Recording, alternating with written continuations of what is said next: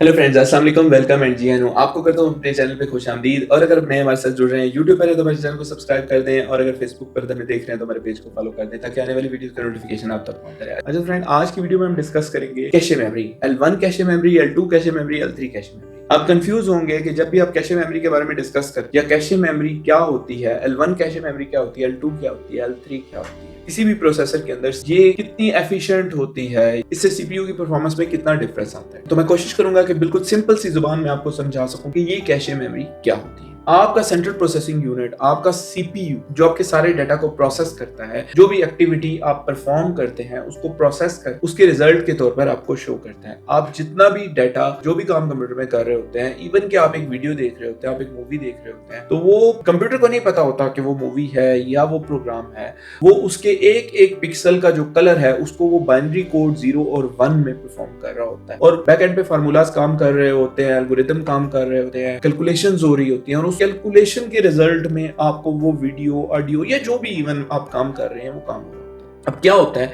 कि आपका डाटा आपकी हार्ड ड्राइव में, एसएसडी में या एनवीएमई में पड़ा होता है। वो data directly central processing unit नहीं उठाता। अगर वहां से सेंट्रल प्रोसेसिंग यूनिट या सीपीयू या आपका प्रोसेसर वहां से डाटा उठाए तो वो बहुत स्लो ड्राइव्स होती है। रैम का बेसिकली काम ये होता है, जो आपकी रैम लगी होती है, जिन फाइल्स पर आप काम कर रहे होते हैं, आपका नेक्स्ट जो आने वाला डाटा होता है वो रैम के अंदर लोड हो रहा होता है।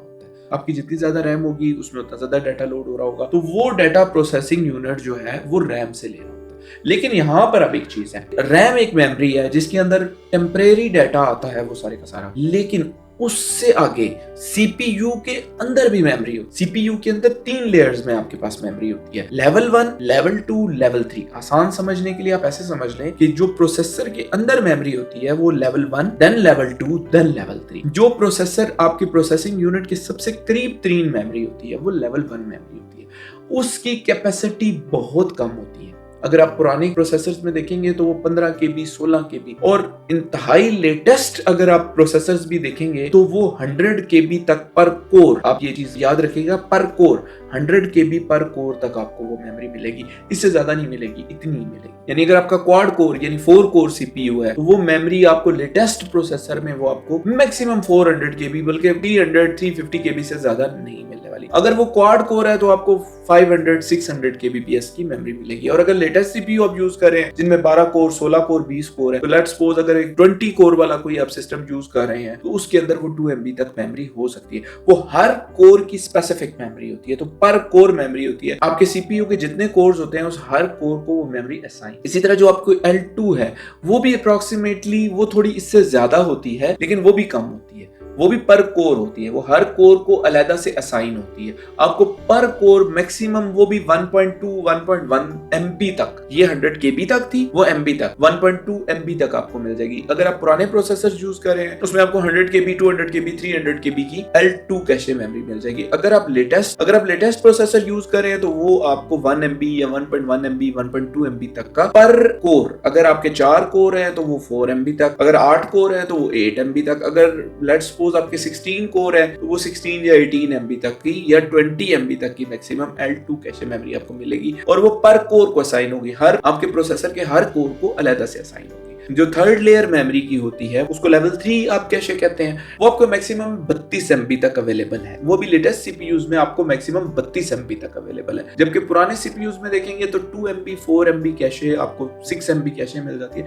जो कि अच्छी होती है, बुरी नहीं होती। लेवल 3 की असाइंड मेमोरी नहीं होती, बल्कि ये शेयर्ड मेमोरी होती है। अगर ये 16 MB है, 8 MB है या 4 MB है, जितने भी MB की ये मेमोरी है, ये सारे कोर्स के साथ शेयर्ड है। अब बेसिकली जब आपका प्रोसेसर काम कर रहा होता है तो जो उसकी L1 मेमोरी है उसके अंदर आप ये समझ लें कि जो नेक्स्ट फार्मूला प्रोसेसर ने प्रोसेस करना है, नेक्स्ट फार्मूला वो उसके अंदर लोड हो रहा होता है L2 से L1 में। आपके प्रोसेसर के 4 कोर है या 8 कोर है, आपकी जो असाइनमेंट्स हैं या एल्गोरिथम्स हैं वो डिवाइड हो जाते हैं 4 या 8 कोर्स में।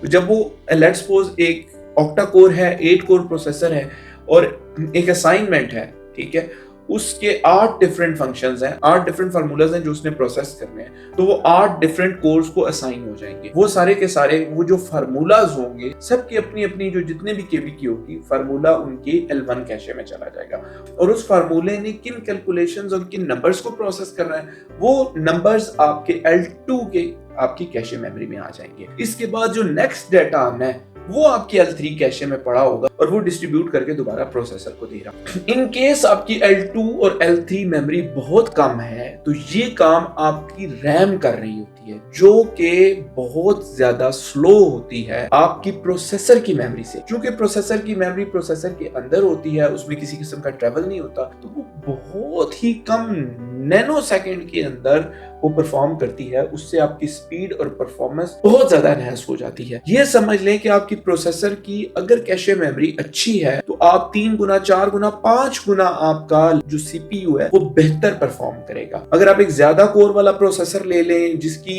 क्लॉक स्पीड भी ज्यादा हो लेकिन उसकी कैशे मेमोरी कम हो तो वो इतना बेहतर परफॉर्म नहीं करेगा। उससे कम कोर वाला अगर कोई प्रोसेसर है जिसकी क्लॉक स्पीड भी कम है लेकिन उसके पास कैशे मेमोरी अच्छी है तो वो ज्यादा बेहतर परफॉर्म करेगा।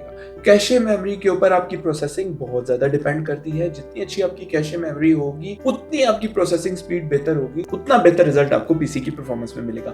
होपफुली जो कुछ मैंने आपको समझाया आपको समझ आ गया होगा। कुछ मजीद जानना चाहते हैं तो आप नीचे कमेंट सेक्शन में डाल सकते हैं। वीडियो अच्छी लगी है या आपको कुछ नया सीखने को मिला है, लाइक कर दें, चैनल को सब्सक्राइब कर दें। इसके साथ आपसे इजाजत चाहता हूँ। टेक केयर, अल्लाह।